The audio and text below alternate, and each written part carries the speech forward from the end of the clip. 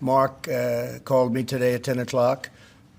We put out a statement. We had a very, very good talk. He's going through an election now, and we'll see what happens. But we have Liberation Day, as you know, on April 2nd, because, and I'm not referring to Canada, but many countries have taken advantage of us, the likes of which nobody even thought was possible for many, many decades, And, that has to stop.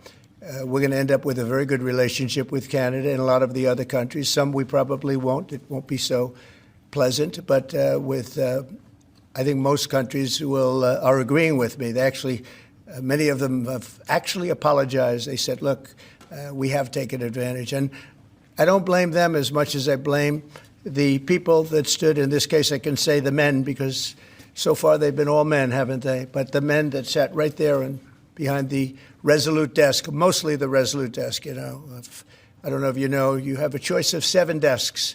The Resolute is the one I like, but some chose other ones. But they sat right behind a desk right in this location, and they let our country be hurt very badly. But I didn't do that. But we had a very good talk, the Prime Minister and myself, and I think things are going to work out very well between Canada and the United States. Yeah, please go ahead. Mr. President, how is the talk? Okay, I have not been here throughout the entire video I played for you here, but Donald Trump probably announced Liberation Day for April 2nd. Not April 1st, because he's smart, and he knows everyone will think it's an April Fool's joke, but no, he's smart enough to make it April 2nd. So, anyway, yeah. Happy Liberation Day, ladies and gentlemen all around the world, and specifically all of the people who watch me from the United States of America. Happy Liberation Day. To the rest of the world, let's also celebrate Liberation Day and liberate ourselves and our minds from the idea that the United States of America is a force for good, for those who believed in it in the first place. Let's liberate ourselves from this idea.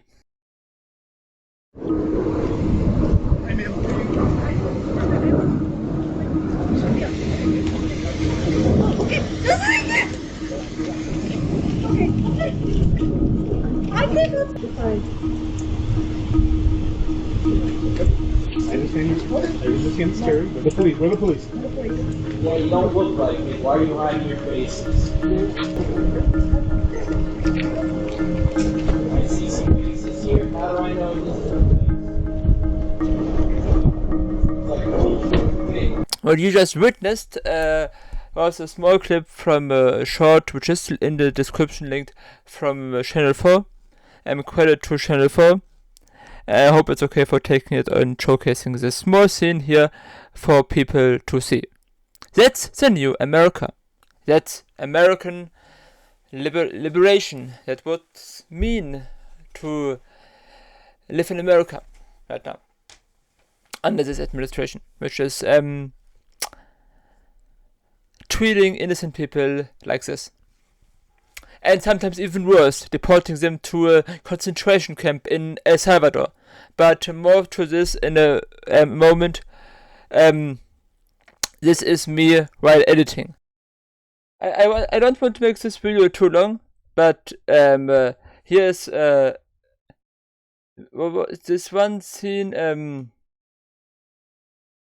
I mean, you can find so much about what Trump has done and how many people were unlawfully arrested and detained and then shipped over to El Salvador, and some people who are lucky get deported into Europe or other countries, not El Salvador, because in El Salvador they get like in this terribly, I don't know, you could probably even call it a concentration camp already, from the way how people are treated there.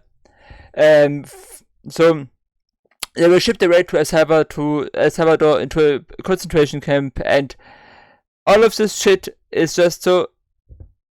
If you know about history and if you know about what happened in the past, it is even more terrible than when you're just stupid and believe he is cracking down on illegal immigration and on drug trafficking, which is, I don't know, not really a concern for him, I think. But we, the rest of the world, we can learn something out of this. And we have to learn something out of this. We have to, on the one side, obviously liberate ourselves from the idea that the United States is a force for good, and then we have to work together to make the damage Trump causes in the world as little as possible, limit the damage they are doing to their own country, and not cause damage outside of the United States. That's something we, the rest of the world, can at least try to accomplish. And about this, I think it would be amazing if Canada would join the European Union, or try to join the European Union. I think their chances would be quite high. I mean, if they steal Greenland, which they technically probably could do, and they could also steal or invade Canada, and I think Europe could not do much to prevent this from happening, but they would permanently isolate themselves from the rest of the world, and nobody would ever trust the United States again, or maybe even trade with them. Maybe you can even boycott everything from the United States, and force them into submission through our collective power as the rest of the world. And yeah, I mean, they can't do anything. They cannot force us to trade with them. And if they want to try to invade the rest of the world, good luck, Donald. I don't think that this would be a wise idea. But congratulations for Donald Trump, because he effectively made himself like an enemy of his allies through the tariffs on Europe and Canada. This nonsense of talking about Canada as a 51st state and other bullshit. He makes America look weak and powerless through cutting agencies like US aid.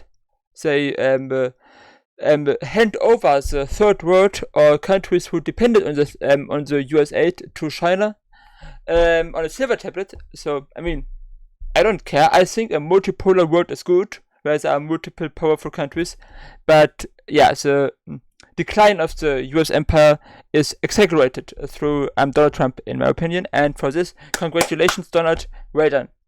Thank you for watching, to everyone else. I will upload this video obviously on April 2nd, so it's now March 30, so maybe things will change again, and he will not even put the tariffs on these countries. But yeah, then it's recorded March 30. April 2nd is in 2 days, in 3 days. So who knows what will happen in the next 3 days? But it's my opinion, my take on all of this. You can obviously disagree, and some of you will disagree. Write down in the comments what you think. And yeah, you can maybe I will make a poll on my channel asking you guys, do you think Donald Trump is good for the United States or not? And then you can agree or disagree in the poll. Maybe I have a link in the description. Thanks for watching, and see you the next time. Ta-dam.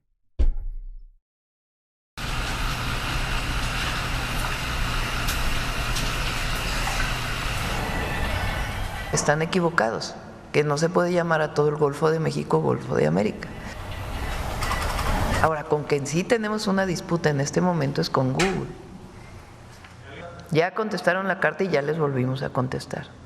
Y si es necesario, vamos a una demanda civil. Que en Estados Unidos se va a ver Golfo de América, y en otros lugares Golfo de México, y en otros lugares Golfo de México y Golfo de América. Pero no están en lo correcto.